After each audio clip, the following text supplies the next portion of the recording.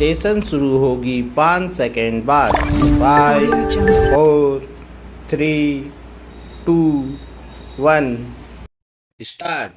शुभेंदु अधिकारी का पश्चिम बंगाल में भाजपा के पहले मुख्यमंत्री के रूप में चुना जाना महज एक औपचारिक घोषणा नहीं, बल्कि राज्य में एक नई शुरुआत का संकेत है।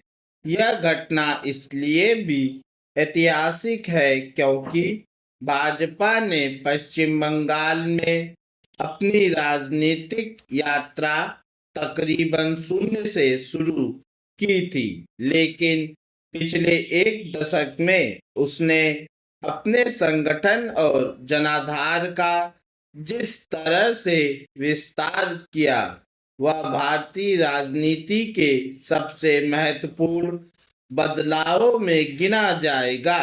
बंगाल में इस उभार के केंद्र में अगर किसी एक नेता का नाम प्रमुखता से लिया जाएगा तो वह शुभेंदु अधिकारी ही होंगे।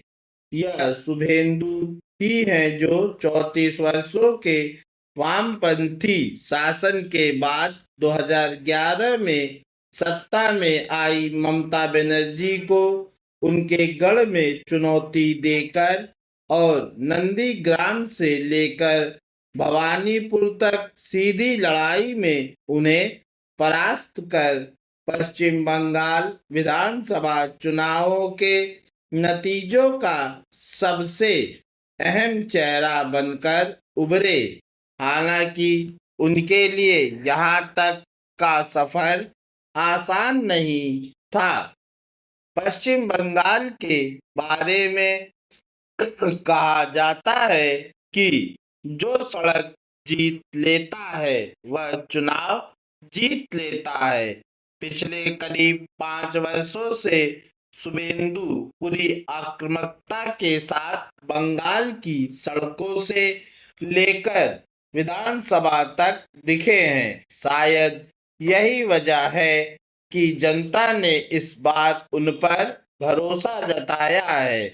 दूसरी ओर बेरोजगारी, भ्रष्टाचार और महिला असुरक्षा जैसे मुद्दों पर ममता सरकार की नाकामियों ने भी उनके लिए जगह तैयार की। लिहाजा आज जब वह मुख्यमंत्री पद की शपथ लेंगे तो औपचारिक रूप से उस परिवर्तन का चेहरा भी बनेंगे जिसका वादा भाजपा वर्षों से करती आ रही है। बंगाल लंबे समय से चुनावी हिंसा और दलगत टकराव के लिए बदनाम रहा है। ऐसे में उन्हें यह सुनिश्चित करना होगा कि नई सरकार प्रतिशोध की राजनीति में न उलझे, क्योंकि ऐसा होने पर परिवर्तन का विचार ही कमजोर होगा। कभी देश का औद्योगिक केंद्र रहा यह राज्य अब निवेश आकर्षित करने में दूसरे राज्यों से काफी पीछे छूट चुका है।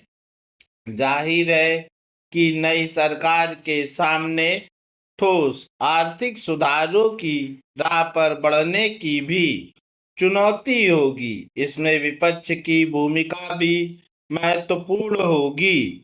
चुनावी हार जीत स्थायी नहीं होती। ममता बनर्जी बड़ी नेता है, लेकिन उनकी पार्टी को लोकतंत्र की सीमाओं में रहकर ही विपक्ष की भूमिका निभानी होगी।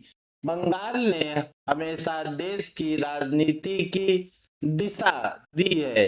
अब देखना यह होगा कि शुभेंदु अधिकारी के नेतृत्व में यह राज्य परिवर्तन का कौन सा नया मॉडल प्रस्तुत करता है। ट्रंप व ब्रिटिश नरेश चार्ल्स की हालिया टिप्पणियों ने दुनिया को याद दिलाने की कोशिश की है कि किसी समाज या देश की भाषा उसके सांस्कृतिक चुनाव से ज्यादा राजनीतिक व ऐतिहासिक परिस्थितियों का परिणाम होती है। भारत ने अंग्रेजी के प्रति मोह और भारतीय भाषाओं के प्रति उपेक्षा को समझने के लिए इतिहास की इन्हीं परतों को पढ़ना जरूरी है। पूर्ण विराम।